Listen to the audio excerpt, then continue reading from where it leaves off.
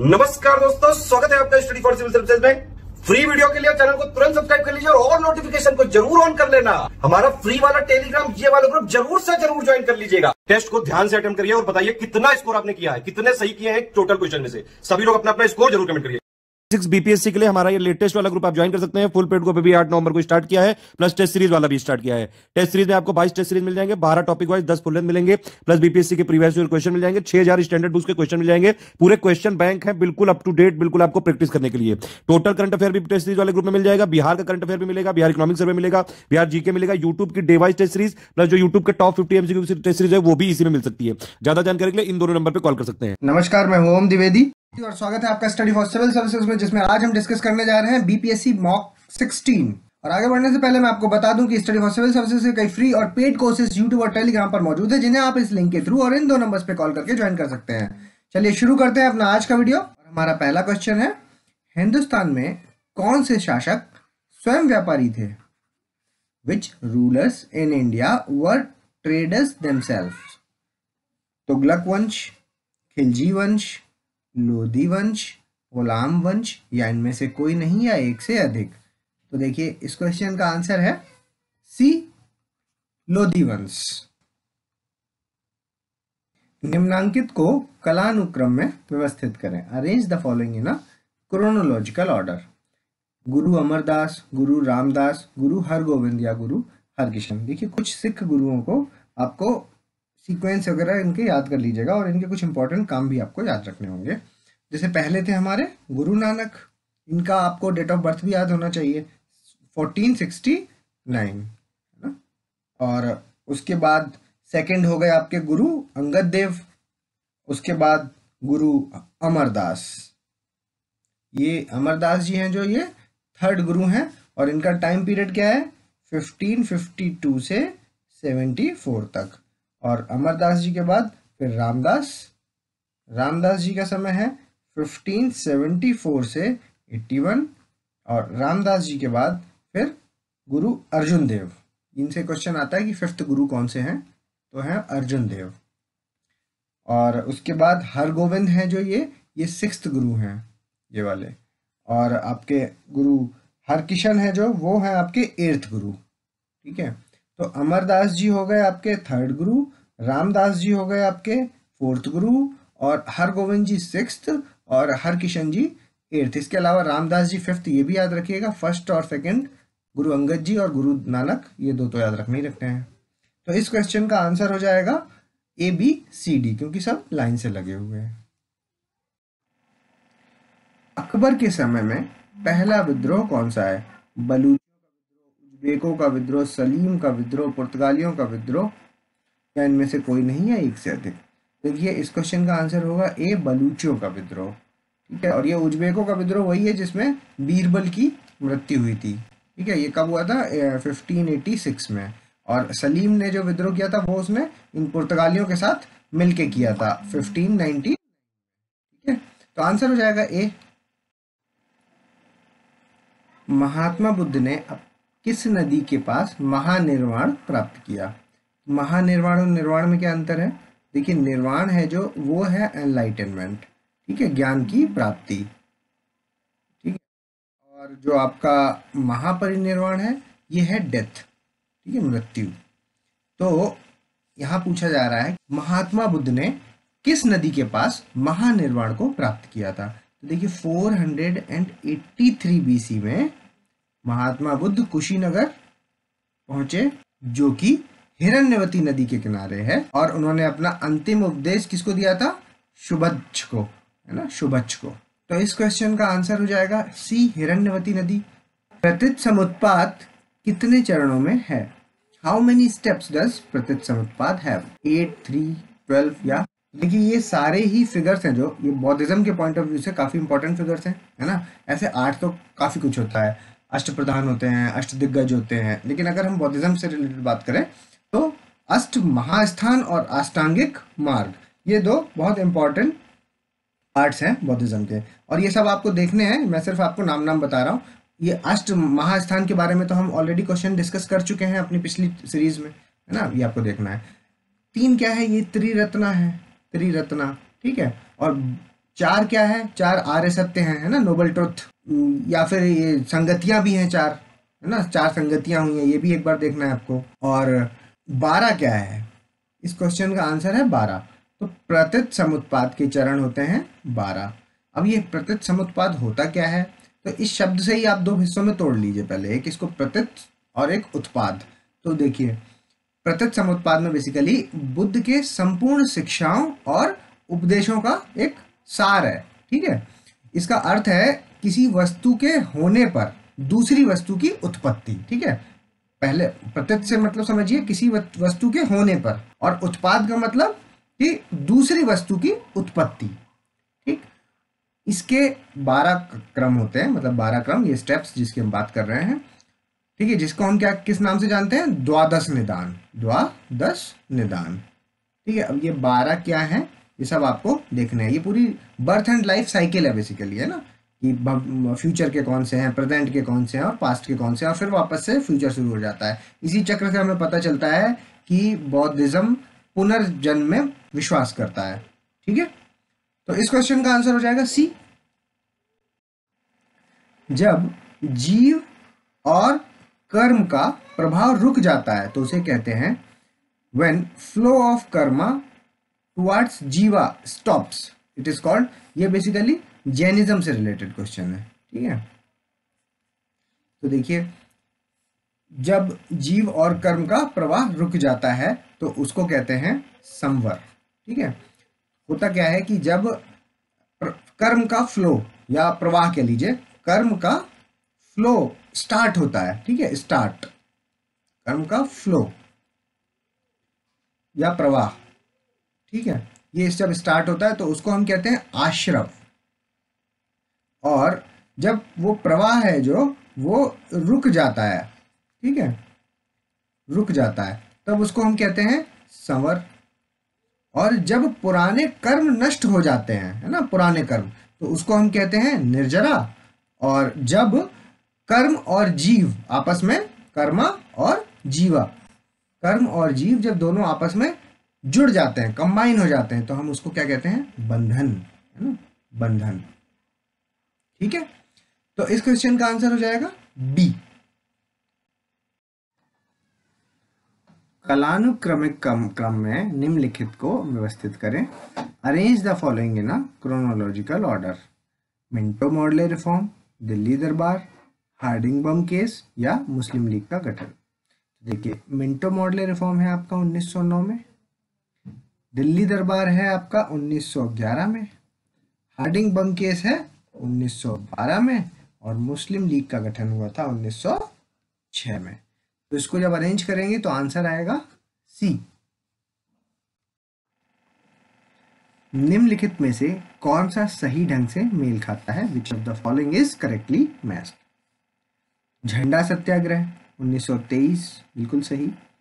बरसार सत्याग्रह 1930 में नहीं, ये भी 1923 में ही हुआ था। गुरु का बाग सत्याग्रह ये 1932 में नहीं, ये भी 1922-23 में हुआ था, ठीक है। और वाइकॉम सत्याग्रह है जो, ये 1940 में नहीं, ये भी 1924-25 में हुआ है, ठीक है। तो इस क्वेश्चन का आंसर हो जाएगा ए, झंडा सत्याग्रह। ये क्या था, नागपुर में कांग्रेस के ध्वज के प्रयोग को रोकने के विरुद्ध हुआ था ये झंडा सत्याग्रह, ठीक है। वहीं ये आपका बरसार सत्याग्रह क्या है कि खेड़ा जिले में है ये बरसार, ठीक है, गुजरात में। तो यहाँ पे क्या था कि डकैतियों की घटनाएं बहुत ज़्यादा होने लगी थी, तो जितने भी वयस्क थे, जितने भी अडल्ट थे, उन पर इन्होंने एक टैक्स लगा दिया था 2 रुपए 7 आने का, तो उसके विरुद्ध हुआ था, इस रूल के विरुद्ध, ठीक है। गुरु का बाग सत्याग्रह में क्या हुआ था, ये बेसिकली एक पेड़ काटने के पीछे हो गया था अमृतसर पंजाब में, है ना। इनमें वहाँ पे जो शिरोमणि गुरु द्वारा प्रबंधन कमेटी जो थी उसके बीच में, और वहाँ के जो महंत थे उनको हटा दिया गया था गद्दी से, तो उनके बीच में हुआ था बेसिकली गुरु का बाग सत्याग्रह अमृतसर में। और वाइकॉम सत्याग्रह टेम्पल एंट्री के लिए है। तो इस क्वेश्चन का आंसर हो जाएगा ए। HSRA के 2 सदस्यों ने विधानसभा में बम कब फेंका। 8 अप्रैल 1929, 13 सितंबर 1929, 23 मार्च 1931 या 27 फरवरी 1931, या इनमें से कोई नहीं या एक से अधिक। When did the 2 members of HSRA thrown bomb in Legislative Assembly? तो देखिए 8 अप्रैल 1929 वो डेट थी जब HSRA के 2 सदस्य, जिनका नाम है भगत सिंह और बटुकेश्वर दत्त, इन दोनों ने असेंबली में बॉम्ब फेंका था। तो आंसर हो गया ए। 13 सितंबर 1929 क्या है? 13 सितंबर 1929 को जतिन दास भूख हड़ताल पर बैठे थे और 64 दिन की भूख हड़ताल के बाद इनकी मृत्यु हो गई थी 13 सितंबर 1929 को। 23 मार्च 1929 को राजगुरु, सुखदेव और भगत सिंह, इन तीनों को फांसी दे दी गई थी। और 27 फरवरी 1931 वो डेट है जब एल्फर्ड पार्क में पुलिस के साथ एक मुठभेड़ हुई थी जिसमें चंद्रशेखर आजाद ने अपने आप को गोली मार ली थी। इस क्वेश्चन का आंसर है ए, 8 अप्रैल 1929। साप्ताहिक समाचार पत्र वंदे मातरम के संपादक निम्नलिखित में से कौन थे? Which of the following was the editor of weekly newspaper Vande Mataram? तो एक तो याद रखिएगा कि ये वंदे मातरम था, ये जो वीकली न्यूज़पेपर है, ठीक है। उसके बाद कौन थे? अरविंदो घोष, श्यामजी कृष्ण वर्मा, अजीत सिंह, लाला हरदयाल, या इनमें से कोई नहीं या एक से अधिक। तो देखिए इस क्वेश्चन का आंसर है अरविंदो घोष। और आपके श्यामजी कृष्ण वर्मा ने जो स्टार्ट किया था वो क्या था? इंडियन सोशियोलॉजिस्ट, ठीक है। और अजीत सिंह का जो अखबार है उसका नाम है भारत माता, ठीक है। और लाला हरदयाल गदर से जुड़े हुए हैं। तो इस क्वेश्चन का आंसर हो जाएगा ए, अरविंदो घोष। गोदावरी की सहायक नदियां निम्न में से कौन सी नहीं है? Which of the following are not the tributaries of Godavari? तो देखिए पेनगंगा, वेनगंगा, इंद्रावती और भीमा। तो भीमा है जो, ये तो कृष्णा नदी की ट्रिब्यूटरी है, ठीक है। और पेनगंगा, वेनगंगा, इंद्रावती, इसके अलावा आप मंजरा, वर्धा, ये सब किसकी हैं? ये आपकी गोदावरी की ट्रिब्यूटरी है। तो इनको याद रखिएगा। कृष्णा की कौन कौन सी है? भीमा हो गई, तुंगभद्रा हो गई, है ना, ये इसकी हो गई, कृष्णा की ट्रिब्यूटरी है। तो इस क्वेश्चन का आंसर हो जाएगा D, Bhima.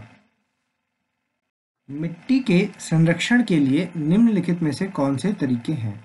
Which of the following are the ways to conserve the soil? Afforestation in the hills, पहाड़ियों में वनीकरण, सही है। छोड़ी हुई भूमि पर वनस्पति का आवरण, वेजिटेशन कवर ऑन द फैलोलैंड्स, ये भी सही है। उसके बाद पहाड़ों में खेती, terrace farming in the hills, ये भी सही है। हवा की गति का जांच करने के लिए पेड़ लगाना, ये भी सही है। तो एक से अधिक अगर सही है तो आंसर हो जाएगा ई। में लेटराइट मिट्टी मुख्यतः पाई जाती है। In India laterite soil is mainly found in western Ghat, Meghalaya plateau, Deccan का पठार या राजस्थान का मैदान। देखिए राजस्थान का मैदान में नहीं है, दक्कन के पश्चिमी घाट और मेघालय पठार, इन दोनों में लेटराइट सॉइल पाई जाती है। आंसर तो हो गया इसका ई। कहाँ पर है ये एरिया? मतलब वेस्टर्न घाट का ये वाला एरिया, ठीक है। और नॉर्थ ईस्ट में जहाँ पर ज़्यादा बारिश, मतलब लेटराइट सॉइल की बेसिकली 2 कंडीशंस होती हैं, हाई टेम्परेचर और हाई रेनफॉल, ठीक है। तो ये 2 कंडीशन जहाँ जहाँ फुलफिल करते हैं वहाँ जनरली लेटराइट सॉइल पाई जाती है। तो वेस्टर्न घाट में और इधर चेरापूंजी वाला जो रीजन है इधर भी मेघालय प्लेट्यू में मिलती है। तो आंसर हो गया इसका ई। और लेटराइट सॉइल के बारे में देख लीजिए आप कि बेसिकली ये आयरन ऑक्साइड और एल्यूमिनियम ऑक्साइड में रिच होती है। और कमी की बात करें तो नाइट्रोजन और फॉस्फोरिक एसिड और पोटाश, लाइम, ये सब इसमें कम होता है। तो आंसर हो जाएगा ई। में से कौन सा पक्षी अभ्यारण्य उनके राज्य के साथ सही ढंग से मेल नहीं खाता है? Which of the following bird sanctuary are not correctly matched with their state. Keoladeo Ghana Rajasthan Bharatpur में है, सही है। वेगथंगल तमिलनाडु में, ये भी सही है। सलीम अली तमिलनाडु में, ये भी सही है। लेकिन रंगाथिट्टू है जो, वो कहाँ है? वो है कर्नाटका में। तो इस क्वेश्चन का आंसर हो जाएगा C. Which of the following wetlands are not located in Kerala? निम्न में से कौन सा वेटलैंड केरल में स्थित नहीं है? अस्थामुडी केरल में है, सस्टमकोट्टा ये भी केरल में है, वेम्बनाद लेक भी केरल में है, पॉइंट कैलिमर ये तमिलनाडु में है। तो आंसर हो जाएगा D. Centre for marine living resources and ecology is located in, centre for marine living resources and ecology ये कहाँ पर है? ये है आपका विशाखापट्टनम में, कोच्चि में, कैडमट आइलैंड में या कच्छ की खाड़ी में। तो देखिए इस क्वेश्चन का आंसर है बी, कोच्चि। तापमान 25 से 32 डिग्री सेल्सियस, भारी वर्षा और लाल लेटराइट मिट्टी की आवश्यकता निम्न में फसलों में से किसकी खेती के लिए होती है? High temperature 25 to 32 degree Celsius, high rainfall, red soil, laterite soil, clayey soil is required for the cultivation of which of the following crop? Rubber, कपास, कॉफी, चाय या इनमें से कोई नहीं या एक से अधिक। तो देखिए ये सारी कंडीशंस हैं जो वो रबर के लिए चाहिए होती हैं। हाई टेम्परेचर चाहिए होता है इसके लिए, रेड सॉइल और लेटराइट सॉइल चाहिए होती है इसके लिए, और हैवी रेनफॉल भी चाहिए होती है। तो आंसर हो गया A. Which of the following multipurpose river valley projects are correctly matched? निम्नलिखित में से कौन सी बहुउद्देशीय नदी घाटी परियोजना सही ढंग से मेल खाती है? मयूराक्षी प्रोजेक्ट है जो, वो आंध्र प्रदेश और तेलंगाना में है। नहीं, ये आपका छोटा नागपुर प्लेट्यू बेसिकली है ना, जो किसको किसको कवर करता है? झारखंड को और आपका छत्तीसगढ़, यहाँ पर इलेक्ट्रिसिटी प्रोवाइड करता है। तो ये गलत हो गया। उसके बाद चंबल उत्तर प्रदेश और मध्य प्रदेश, ये भी गलत, क्योंकि चंबल तो आपका एमपी और राजस्थान के बीच में है ना, राजस्थान में है। तो एमपी में एक गांधी सागर है, राजस्थान में कोटा बैरेज, और उसके अलावा राणा प्रताप सागर और जवाहर सागर, ये 3 रिजर्वायर राजस्थान में बने हुए हैं चंबल नदी पर, और एक आपका एमपी में बना हुआ जिसका नाम है गांधी सागर। उसके बाद नागार्जुन सागर आंध्र प्रदेश और तेलंगाना, ये बिल्कुल सही है। और आपका उकाई है जो, वो एमपी राजस्थान में ना होकर के गुजरात, किस नदी पर है उकाई? तापी नदी पर। और ये इरिगेशन और इलेक्ट्रिसिटी दोनों की रिक्वायरमेंट फुलफिल करता है। तो इस क्वेश्चन का आंसर हो जाएगा सी, नागार्जुन परियोजना आंध्र प्रदेश और Telangana. The region is spread between 10 degree to 30 degree north south latitude। क्षेत्र 10 डिग्री से 30 डिग्री नॉर्थ साउथ अक्षांश के बीच फैला है। और तापमान कितना है? 18 degree Celsius. 18 degree persist through out the year, वर्ष के दौरान बना रहता है, पूरी साल लगभग 18 डिग्री सेल्सियस टेम्परेचर रहता है। तो उस रीजन का नाम पूछ रहे हैं कि वो कौन सा क्लाइमेट होता है ऐसा। ठीक है, तो देखिए सबसे पहले ये तो यहाँ पर हम एलिमिनेट करेंगे, इसको कैसे करेंगे? ये सबसे पहले एलिमिनेट हो जाएगा। क्यों? क्योंकि अभी अक्षांश की जब बात करते हैं तो ये आपका आ जाएगा लगभग 30 डिग्री से 45 डिग्री लैटिट्यूड, तो ये गया। उसके बाद जब हम मॉनसून टाइप ऑफ क्लाइमेट की बात करते हैं और यहाँ पे 18 डिग्री सेल्सियस देखते हैं कि थ्रू आउट द ईयर की बोल रहा है, तो मॉनसून टाइप तो इंडिया में ही फॉलो होता है, तो ये भी गया यहाँ से। ऐसा तो नहीं होता कि 18 डिग्री पूरी साल रहता है, तो ये भी कट गया। अब बचता है ट्रॉपिकल डेजर्ट क्लाइमेट और सूडान टाइप ऑफ क्लाइमेट।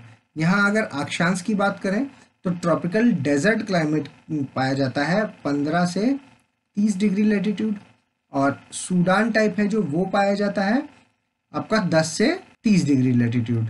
तो अब देखिए, अब अगर हम 18 डिग्री सेल्सियस की को लेकर के बढ़ते हैं आगे टेम्परेचर वेरिएशन को, तो ट्रॉपिकल डेजर्ट क्लाइमेट है, ये गर्मियों में और सर्दियों में अलग अलग। तो विंटर्स में तो आपका 10 डिग्री सेल्सियस के आसपास पहुंच जाता है और गर्मियों में ये 30 डिग्री सेल्सियस के आसपास पहुंच जाता है, तो ये भी नहीं होगा। अब इकलौता एक बचा, सूडान टाइप ऑफ क्लाइमेट, यही हमारा आंसर है। खट्टे फलों के लिए प्रसिद्ध क्षेत्र है। The region famous for the citrus fruit is coniferous forest, Mediterranean forest, savanna forest, tundra forest, या इनमें से कोई नहीं है, एक से अधिक। शंकुधारी वन, भूमध्य सागरीय वन, सवाना बायोम या टुंड्रा बायोम, या इनमें से कोई नहीं है, एक से अधिक। तो देखिए इस क्वेश्चन का आंसर है भूमध्य सागरीय वन। और मेडिटेरेनियन फॉरेस्ट हैं जो, ये कॉन्टिनेंट के वेस्टर्न मार्जिन्स में बेसिकली पाए जाते हैं और बारिश यहाँ पर विंटर सीजन में होती है। और यहाँ पर जो एनिमल्स पाए जाते हैं वो ज़्यादातर ऐसे एनिमल्स हैं जो ड्रॉट यानी सूखे के समय में काफ़ी लंबे समय तक रह सकते हैं। वहीं अगर फ्लोरा की बात की जाए तो ग्रेप्स हो गया, लेमन हो गया, ऑरेंज, जितने भी खट्टे फल हैं वो यहाँ पर बहुलता पाई जाती है। उसके अलावा इसमें कुछ हर्बल्स भी पाए जाते हैं, जैसे कि चारपल हो गया, लेवेंडर हो गया और अरोमा हर्बल्स हो गए। ठीक है, तो इस क्वेश्चन का आंसर होगा B. Democracy is government of the people, by the people, for the people. बहुत ही फेमस स्टेटमेंट, हमेशा से सुनते आ रहे हैं। ये बताइए किसके द्वारा बोला गया था?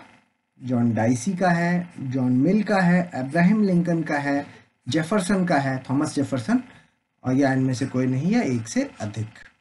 देखिए लोकतंत्र लोगों की सरकार है, लोगों के द्वारा और लोगों के लिए, यह कथन किसने किया है? तो इस क्वेश्चन का आंसर है अब्राहम लिंकन। बहुत ही फेमस स्टेटमेंट है। भारतीय संविधान के निम्नलिखित में से कौन से अनुच्छेद सही ढंग से मेल नहीं खाते हैं? Which of the following articles of Indian Constitution is not correctly matched? देखिए आर्टिकल 20 है जो protection against arrest and detention, गिरफ्तारी और नजरबंदी के खिलाफ संरक्षण। आर्टिकल 22 अपराध के लिए सजा के संबंध में संरक्षण, protection in respect of conviction for offence. Article 23 है जो कारखानों में बच्चों के रोजगार पर प्रतिबंध, protection of employment of children in factories. और आर्टिकल 24 है जो वो कहता है कि मानव तस्करी पर प्रतिबंध और मजबूर श्रम, protection of traffic in human beings and forced labour. तो देखिए ये जो आर्टिकल 20 है वो तो रहा ये अपराध के लिए सजा के संबंध में संरक्षण। आर्टिकल 22 रहा ये गिरफ्तारी और नजरबंदी के खिलाफ संरक्षण। आर्टिकल 23 है ये मानव तस्करी पर प्रतिबंध। और आर्टिकल 24 है ये कारखानों में बच्चों के रोजगार पर प्रतिबंध। तो ये चारों ही आर्टिकल्स गलत है, तो आंसर हो जाएगा ई। भारतीय संविधान की निम्नलिखित अनुसूची में से कौन सा सही ढंग से मेल नहीं खाता है? Which of the following schedules of the Indian Constitution are not correctly matched? Second schedule है जो वो राष्ट्रपति के वेतन से संबंधित है, ये बिल्कुल सही है। तीसरी अनुसूची है जो वो विधायिका के सदस्य की शपथ से संबंधित है, ओथ से, ये भी सही है। और छठवीं अनुसूची में शेड्यूल क्षेत्रों और एसटी के प्रवासन और नियंत्रण से संबंधित है। या आठवीं अनुसूची में 22 भाषाएं जो कि संविधान द्वारा मान्यता प्राप्त हैं उससे संबंधित है, तो ये भी सही है। यहाँ पर ये स्टेटमेंट गलत है क्योंकि जो 6th शेड्यूल है वो आपका of tribal areas of north east state है ना, नॉर्थ ईस्ट स्टेट के ट्राइबल एरियाज के एडमिनिस्ट्रेशन से संबंधित है, प्रशासन से संबंधित है। ठीक है, तो ये हो गया गलत। ये कौन सा है जो लिखा हुआ है? ये है आपका 5th शेड्यूल, तो आंसर लगेगा सी। Which of the following constitutional amendment act are correctly matched? निम्नलिखित में से कौन सा संविधान संशोधन सही ढंग से मेल खाता है? 100वां संविधान संशोधन, जीएसटी, 101वां संविधान संशोधन 2016, बांग्लादेश के साथ भूमि सीमा समझौता, land boundary agreement with Bangladesh. 102वां संविधान संशोधन है जो वो ईडब्ल्यूएस, इकोनॉमिक वीकर सेक्शन के लिए 10% आरक्षण की बात करता है, या 130वां संविधान संशोधन है जो 2019 में, वो पिछड़े वर्ग के लिए राष्ट्रीय आयोग बनाया, national commission for backward classes. तो देखिए 100वां संविधान संशोधन 2015 वाला है जो वो आपका लैंड बाउंड्री एग्रीमेंट वाला है बांग्लादेश के साथ। 101वां है जीएसटी वाला, और 102 है जो वो है national commission for backward classes, और 103 है जो उसके तहत एक EWS, एक नया वर्ग बनाया गया, economically weaker section in general class में, जिसको 10% आरक्षण दिया गया। तो ये सारे ही गलत है, तो आंसर हो जाएगा ई, नन ऑफ द अबव। राष्ट्रपति और राज्यपाल की क्षमा शक्ति का उल्लेख अनुच्छेद के तहत संविधान में किया गया है। Pardoning power of president and governor is mentioned in the constitution under article 72 and 161, 72 और 161 में क्रमशः, 161 या 72 में क्रमशः, 72 और 162 या 71 या 161, या इनमें से कोई नहीं या एक से अधिक। तो देखिए राष्ट्रपति की पार्डनिंग पावर दी है 72 में और राज्यपाल की दी है 161 में। तो इस क्वेश्चन का आंसर हो जाएगा ए। अनुच्छेद 40 को व्यवहारिक रूप दिया गया है। Practical shape to article 40 is given under 73rd constitutional amendment act, 86th constitutional amendment act, 104 में, या 100वें संविधान संशोधन अधिनियम में। तो देखिए इस क्वेश्चन का आंसर होगा ए, 73rd कॉन्स्टिट्यूशनल अमेंडमेंट एक्ट, क्योंकि ये है पंचायती राज इंस्टीट्यूशन से संबंधित। वहीं आर्टिकल 40 क्या है, ऑर्गेनाइजेशन ऑफ विलेज पंचायत। तो इस क्वेश्चन का आंसर ए। निम्नलिखित में से कौन सही ढंग से मेल खाता है? भारत में पहला नगर निगम मद्रास में स्थापित किया गया था, बिल्कुल सही स्टेटमेंट है। 74th कॉन्स्टिट्यूशनल अमेंडमेंट एक्ट नगर पालिका से संबंधित है, ये भी सही है। और 1726 में बॉम्बे और कलकत्ता में नगर निगम की स्थापना हुई थी, म्युनिसिपल कॉरपोरेशन की स्थापना बॉम्बे एंड कलकत्ता में। और 1924 में छावनी अधिनियम केंद्रीय विधायिका द्वारा पारित किया गया था, मतलब cantonment act was passed by the central legislature. इनमें से कोई नहीं या एक से अधिक। तो देखिए सारे ही स्टेटमेंट सही हैं, तो इस क्वेश्चन का आंसर हो जाएगा ई। चुनाव आयोग के बारे में निम्नलिखित में से कौन सही है? Which of the following are correct about election commissioner? The appointment of the chief election commissioner are made by the president. मुख्य चुनाव आयुक्त की नियुक्ति राष्ट्रपति के द्वारा होती है, सही है। यह 1950 से एक बहुसदस्य निकाय है। देखिए 1950 से 1989 तक ये सिंगल मेंबर बॉडी था, और उसके बाद इसमें 2 मेंबर राष्ट्रपति ने और इंक्लूड किए, तो टोटल अभी 3 मेंबर बॉडी है। बहुसदस्यीय निकाय 1989 के बाद हुआ है, तो ये स्टेटमेंट गलत हो जाएगा। मुख्य चुनाव आयुक्त का वेतन और अन्य चुनाव आयुक्तों का जो वेतन है उनकी तुलना में अधिक होता है, तो ये स्टेटमेंट भी गलत है, क्योंकि सबकी पावर और सबका वेतन है जो सेम होता है। उनके बीच ओपिनियन, राय के मामले में अंतर आता है अगर, तो चीफ इलेक्शन कमिश्नर का निर्णय होगा वो अंतिम और बाध्यकारी है, तो ऐसा भी नहीं है। अगर ओपिनियन में डिफरेंस है तो मेजॉरिटी से डिसाइड होता है। 3 मेंबर की ये तीनों लोग आपस में मेजॉरिटी से डिसाइड करते हैं इसको। आंसर हो जाएगा ए। वित्त आयोग है अर्धन्यायिक संस्था, इसकी सिफारिशें प्रकृति में सलाहकार हैं और इसकी सिफारिशें प्रकृति में बाध्यकारी हैं।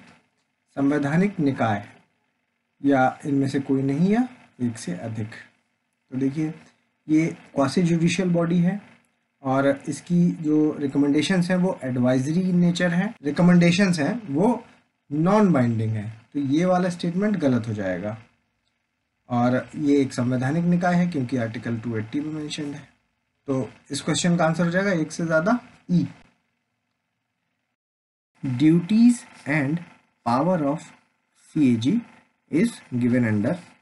CAG के कर्तव्यों और शक्ति को दिया गया है अनुच्छेद 148 में, 149 में, 150 में या 151 में, या इनमें से कोई नहीं या एक से अधिक।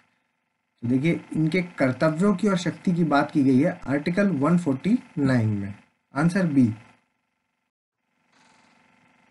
निम्नलिखित में से कौन सही ढंग से मेल खाता है?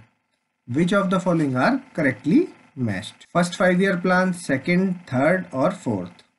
देखिए फर्स्ट 5 ईयर प्लान है जो वो हेरेडोमर मॉडल है, सेकंड है जो वो पीसी महालिनोबिस मॉडल है, थर्ड है जो वो है आपका सुखमय चक्रवर्ती मॉडल, और फोर्थ है अशोक रुद्रा मॉडल। तो इसमें करेक्टली मैच्ड पूछा था, आंसर हो जाएगा D, fourth 5 year plan Ashok Rudra model. निम्नलिखित में से कौन लघु उद्योग से संबंधित है? Which of the following is related to small scale industry? Chelliah committee, Rangarajan committee, Abid Hussain committee या KL रेखी कमेटी, या इनमें से कोई नहीं है एक से अधिक। तो देखिए इस क्वेश्चन का आंसर हो जाएगा, स्मॉल स्केल के बारे में पूछ रहे हैं तो आबिद हुसैन कमेटी, और चिलैया कमेटी है जो वो डायरेक्ट टैक्स से संबंधित है, इनकम टैक्स, और सी रंगराजन कमेटी फाइनेंस कमीशन, और रेखी कमेटी है जो वो इनडायरेक्ट टैक्स से है। तो इस क्वेश्चन का आंसर हो जाएगा आबिद हुसैन कमेटी, जो कि स्मॉल स्केल इंडस्ट्री से जुड़ी हुई है और काफी फेमस कमेटी है और कई बार इससे क्वेश्चन पूछा जाता है। व्यापार गतिविधियों के निम्न चरण के कारण बेरोजगारी का प्रकार है। The type of unemployment due to downward phase of trade activities. प्रछन्न बेरोजगारी, मौसमी बेरोजगारी, चक्रीय बेरोजगारी और ओपन बेरोजगारी। इस क्वेश्चन का आंसर है चक्रीय बेरोजगारी, C answer. If not limited in quantity, bad money drives good money out of circulation is related with. अगर मात्रा में सीमित नहीं है तो बुरी मुद्रा अच्छी मुद्रा को चलन से बाहर कर देती है। ये किसका लॉ है? एंजल्स लॉ, ग्रेशम लॉ, गिनी गुणांक, गिनी कोफिशिएंट, या फिर इकोनॉमिक सर्वे 2020। तो देखिए ये है आपका ग्रेशम लॉ। आंसर हो गया बी। स्नेल का नियम निम्नलिखित में से किससे संबंधित है? Which among the following explain the Snell's law? व्युत्तीकरण, इंटरफेरेंस, अपवर्तन, रिफ्रैक्शन, बिखराव, स्कैटरिंग, फैलाव, डिस्पर्शन। इनमें से कोई नहीं या एक से अधिक। देखिए स्नेल्स लॉ है जो वो आपका रिफ्रैक्शन से संबंधित है, अपवर्तन से संबंधित है। तो आंसर हो जाएगा बी। का वातावरण गर्म होता है। Earth atmosphere is heated bye conduction से, संवाहन कन्वेक्शन से, विकिरण रेडिएशन से, इवोपरेशन से, या इनमें से कोई नहीं या एक से अधिक। तो देखिए अर्थ का जो एटमॉस्फेयर है वो कन्वेक्शन यानी संवाहन की वजह से होता है, और साथ में विकिरण, क्योंकि जो यूवी रेज हैं वो आती हैं, रेडिएशंस आती हैं और फिर वो रिफ्लेक्ट करती है अर्थ पे टकरा करके वापस जाती है, इंफ्रारेड रेज ये वापस जाती हैं। तो रेडिएशंस आया और फिर वो कन्वेक्शन की से पूरे एटमॉस्फेयर को उसने गर्म कर दिया। तो संवाहन और विकिरण दो इसके आंसर हो जाएंगे। आंसर हो जाएगा ई। तरल का क्वथनांक बढ़ जाता है। Boiling point of liquid increases when दबाव में वृद्धि, इंक्रीज इन प्रेशर, दबाव में कमी, डिक्रीज इन प्रेशर, अशुद्धता का जोड़, इम्प्योरिटी, एडिशन ऑफ इम्प्योरिटी या अशुद्धता दूर करना, रिमूवल ऑफ इम्प्योरिटी। तो देखिए जब किसी लिक्विड का बॉइलिंग पॉइंट बढ़ाना है तो उसमें या तो प्रेशर को बढ़ा दीजिए और या इम्प्योरिटी को बढ़ा दीजिए। दो इसके आंसर हैं। आंसर हो जाएगा ई। निम्नलिखित में से कौन सा सही नहीं है? रोडेंटिसाइड, एल्यूमिनियम फॉस्फाइड, कीटनाशक, डीडीटी, कवकनाशी, बोर्डो मिश्रण या बोर्डॉक्स मिक्सचर, हर्बिसाइड, बेंजीन। देखिए ये भी सही है, ये भी सही है और ये भी सही है। हर्बिसाइड बेंजीन गलत है। आंसर तो हो गया डी, बट हर्बिसाइड अगर बेंजीन नहीं है तो क्या है? हर्बिसाइड है आपका बेंजेप्रेम, बेंजाडॉक्स। तो आंसर हो गया डी। निम्नलिखित में से कौन सा फल का खाने योग्य हिस्सा नहीं है? Which of the following edible part of the fruit is incorrect? पपीता है जो मीसोकार्प, सही है। केला मीसोकार्प और एंडोकार्प दोनों खाते हैं, ये भी सही है। अंगूर का हम पेरिकार्प और प्लेसेंटा ये दोनों खाते हैं, ये भी सही है। लेकिन नारियल का हम एंडोस्पर्म, मीसोकार्प नहीं खाते। तो आंसर हो गया इसका डी। थैलमस का कार्य है, the function of thalamus is to recognise सर्दी, गर्मी या दर्द, पेन, कोल्ड एंड हीट, भूख, प्यास, विजन एंड हियरिंग, ज्ञान और सोच, नॉलेज एंड थिंकिंग। तो देखिए थैलमस का काम है दर्द, सर्दी और गर्मी को पहचानना। अब भूख और प्यास ये बताता है हाइपोथैलमस, और आपका हियरिंग और विजन है जो ये कॉर्पोरा क्वाड्रिजेमिना, और ये नॉलेज एंड थिंकिंग के बारे में कौन बताता है? ये सेरिब्रम का काम है, सेरिब्रम। तो इस क्वेश्चन का आंसर हो जाएगा A. International internet day is celebrated on, अंतर्राष्ट्रीय इंटरनेट दिवस कब मनाया जाता है?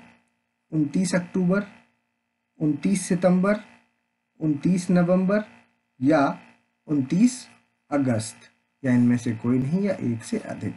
तो देखिए इंटरनेशनल इंटरनेट डे है जो वो 29 अक्टूबर को मनाया जाता है। फर्स्ट केस ऑफ कोविड-19 री इन्फेक्शन इज इन इंडिया। तो जो भारत के कोविड-19 के पुनः संक्रमण का जो पहला मामला आया था वो कहाँ आया था? हैदराबाद में, बेंगलोर में, दिल्ली में या पटना में, या इनमें से कोई नहीं या एक से अधिक। तो देखिए ये पहला मामला आया था बेंगलोर में, बेंगलोर के फोर्टिस हॉस्पिटल में। Recently who among the following became first Indian in 7 years to enter second round of US Open men's single?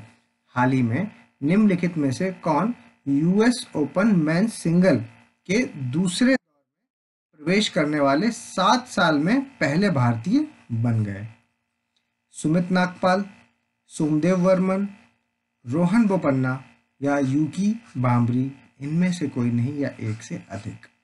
देखिए ये उपलब्धि पाने वाले सुमित नागपाल। हाल ही में भारत के रक्षा मंत्रालय ने 2850 करोड़ रुपए के अनुबंध पर हस्ताक्षर किए नाका मिसाइल के लिए।